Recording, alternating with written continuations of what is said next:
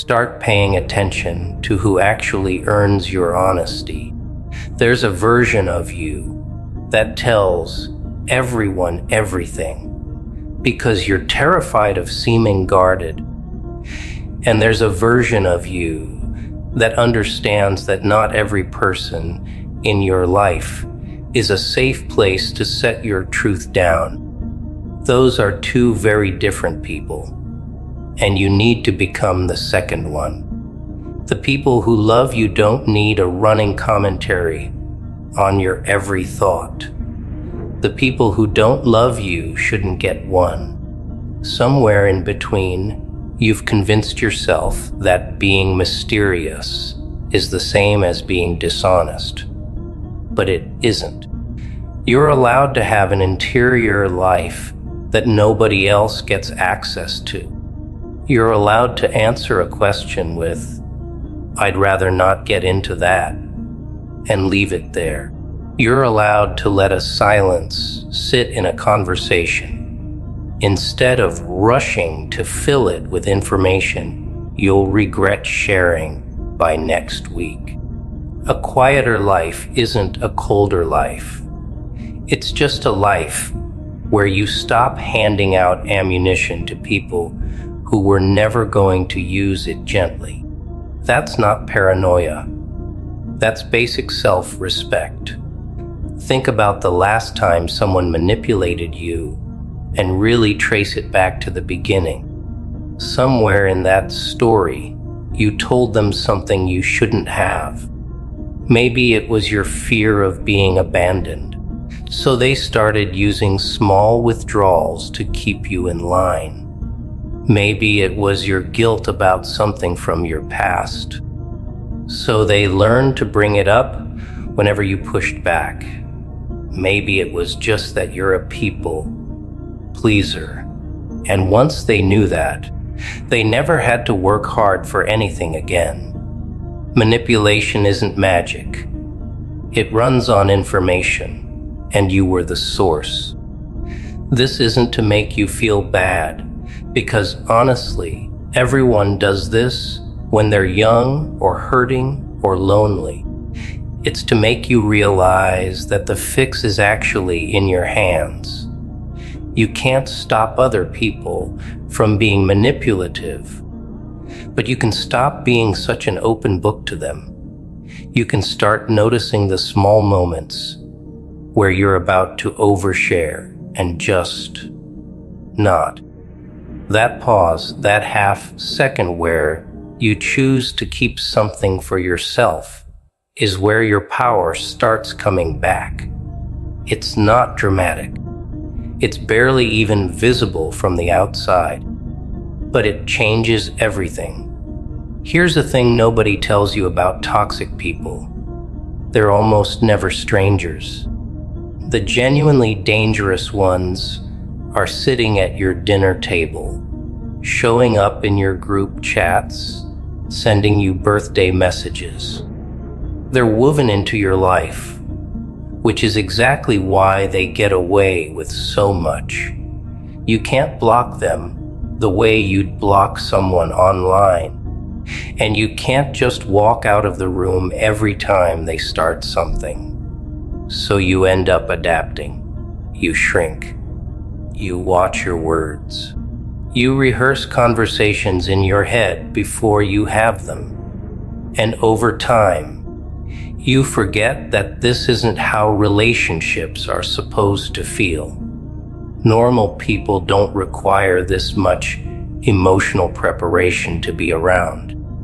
If you find yourself strategizing before you see someone, like you're going into a meeting with a difficult boss, that's information. Pay attention to it. You don't owe anyone unlimited access to you, just because you share blood or history with them. Love doesn't mean letting someone drain you forever.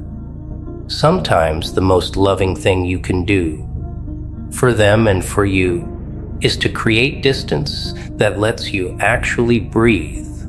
You're not cruel for needing that. You're human. Confusion is a tool that gets used on you way more often than you think. When someone contradicts themselves, denies things they clearly said, or flips the conversation so you're suddenly the one apologizing, that's not a coincidence, and it's not you misremembering. It's a tactic, and it works because you're decent. Decent people assume good faith. Decent people try to understand. Decent people go home and replay the conversation wondering what they did wrong. Meanwhile, the other person is already onto their next move, completely unbothered, because they always knew exactly what was happening. The way out of this isn't to become cynical about everyone. It's to trust your first read. When something felt off, it was off. When a sentence seemed designed to throw you, it probably was. You don't need to prove it in a court of law. You just need to stop gaslighting yourself on top of being gaslit by someone else. Write things down if you have to. Keep receipts. Talk to one person you actually trust to sanity. Check your memory. But stop handing over your own perception every time someone tells you confidently that you've got it wrong. Your gut has been trying to protect you. Start listening to it. You will not fix your life by becoming a different person. You'll fix it by becoming more honest with yourself about the person you already are. Most of your suffering right now probably isn't coming from some deep character flaw. It's coming from the gap between what you actually want and what you've been pretending to want because it seemed more acceptable. You keep taking jobs you don't care about because the version of yourself you're performing is supposed to care about them. You keep spending time with people who bore you because the version of yourself you're performing is supposed to enjoy them. You keep chasing goals that leave you empty because the version of yourself you're performing is supposed to find them meaningful. None of this is sustainable. At some point, the real you underneath all of it is going to start demanding the wheel back. And the longer you've been performing, the uglier that reckoning gets. So do it earlier. Be weirder, quieter, more specific about what you like. Stop apologizing for preferences that hurt no one. The life that fits you is probably smaller and stranger than the one you're currently trying to force yourself into. And that's okay. The people telling you that you've changed are often just noticing that you stopped being convenient. There's a version of you that everyone around you had grown comfortable with. The one who said yes. The one who laughed at things that weren't funny. The one who smoothed over every awkward moment, so nobody else had to. When you start setting limits, when you stop over explaining, when you say no without a 15-minute justification attached, people who benefited from the old arrangement are going to be upset. That's not proof you're doing something wrong. That's proof you're doing something different. Growth is inconvenient to everyone who was relying on you to stay the same. Your job isn't to make them comfortable with who you're becoming. Your job is to become it anyway. And let the people who actually love you catch up in their own time. The ones who do will show up. The ones who don't were never really there for you in the first place. They were there for what you did for them. And that's a very different thing. Losing them isn't the tragedy it feels like in the moment. It's the clearing that finally lets you see what you've actually got. Stop making huge life decisions when you're running on no sleep, no food, and no quiet. A shocking amount of what you think is a philosophical crisis is just your body asking for basic maintenance. You're not having a breakdown. You haven't eaten a real meal in 2 days. And you've been staring at a screen since you woke up. Before you decide your life is falling apart, try going for a walk. Try going to bed at a reasonable hour for a week. Try eating something that didn't come out of a plastic wrapper.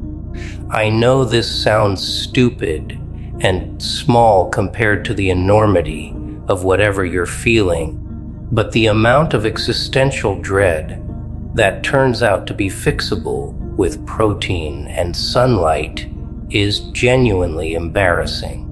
Your mind is attached to a body, and that body has been sending you signals that you've been ignoring because you've been too busy treating yourself like a machine that just needs to output more. You're not a machine. You break down when you're neglected. Take care of the physical stuff first. See if the spiritual stuff is still as heavy afterward. A lot of the time, it won't be. You don't have to forgive everyone who hurt you on some imaginary timeline. The whole idea that forgiveness is this mandatory emotional homework you have to finish before you can move on. A lot of that is nonsense that gets repeated because it sounds nice. Some things don't need to be forgiven. They just need to be put down. You can set something down without pretending it didn't happen. You can stop thinking about someone without sending them a healing letter. You can move on from a situation without reaching some beautiful moment of closure that ties everything up neatly. Real life rarely gives you that, and waiting for it can keep you stuck for years. The goal isn't to feel peaceful about what happened to you. The goal is to stop letting it run your day to day decisions. If you can think about it without it ruining your afternoon, you're already free, regardless of whether you've officially forgiven anyone. Forgiveness, if it comes, usually shows up quietly on its own schedule. It's not something you can force by deciding to. Focus on living well. The rest tends to follow, and if it doesn't, you still got to live well, which is the actual point.